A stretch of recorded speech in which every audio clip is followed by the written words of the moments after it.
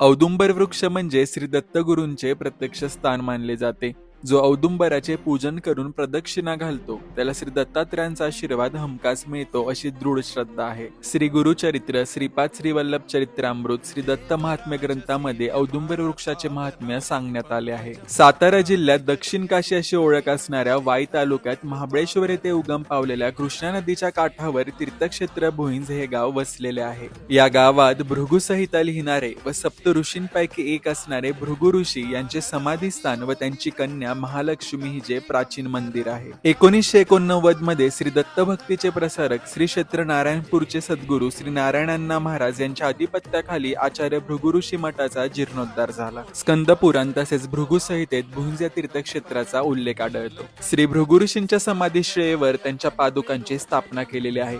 या शिळेच्या खाली त्यांची ध्यानधारणेची जागा व समाधी आहे. समाधी मंदिरासमोर सभामंडप असून त्याभोवती श्री गणेश आणि दत्त मंदिर तसेच शिवालय आहे. भृगु ऋषींच्या वास्तव्यामुळे या गावाला भुईंज नाव पडले असे सांगितले जाते. प्रत्येक 12 वर्षानंतर नाशिकचा कुंभमेळा पार पडल्यानंतर मोठ्या संख्येत नागा साधू या मंदिरात दर्शनासाठी येतात. येथे भार्गवीचे अर्थात भृगुकन्या महालक्ष्मीचे प्राचीन मंदिर आहे. हेमाडपंथी रचनेच्या या मंदिराला सर्व बाजूने तटबंदी असून पूर्वेकडील तटबंदीत मंदिराचे मुख्य प्रवेशद्वार आहे. जमिनीपासून 8 ते 10 फूट उंचीवर असलेल्या मंदिराच्या परिसरात प्रवेश करण्यासाठी 10 पायऱ्या चढून जावे लागते. मंदिराच्या प्रांगणात व सभामंडपाच्या समोरील बाजूस दगडी दीपमाळ वैशिष्ट्यपूर्ण तुळशी वृंदावन आहे. या परिसरात अनेक विरगळी आणि सतीशिळा पाहायला मिळतात.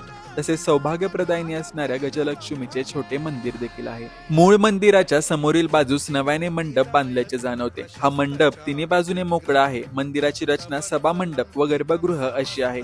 मंदिराचे बांधकाम संपूर्ण दगडात असून सभा मंडपाच्या वरील बाजूस मोठा झुंबर आहे. गर्भगृहात एका उंच चौतऱ्यावर चांदीच्या मकरात महालक्ष्मी देवीची काळ्या पाषाणातील 3 फूट उंचीची सुंदर मूर्ती आहे. या मूर्तीला लागून असलेल्या संपूर्ण भिंतीवर चांदीच्या पत्र्यावर नक्षीकाम केले असल्यामुळे हा गर्भगृह खूपच खुलून दिसतो. फाल्गुन महिन्यातील काही दिवस सकाळची सूर्यकिरणे थेट महालक्ष्मी देवीच्या मूर्तीवर पडतात. महालक्ष्मी मंदिराचे महत्वाचे आकर्षण म्हणजे नवरात्रोत्सवात दसऱ्यापर्यंत येथे 10 दिवस भरणारी यात्रा. सातारा जिल्ह्यातील मोठ्या यात्रांपैकी ही एक समजली जाते. जर तुम्ही साताऱ्यात किंवा या जिल्ह्याच्या आसपास राहत असाल तर या तीर्थक्षेत्र भूमीला जरूर भेट द्या. पुढच्या भागात जाणून घेऊयात श्री भृगु ऋषींचे या क्षेत्री कसे आगमन झाले. तोपर्यंत जय जय रामकृष्ण हरी.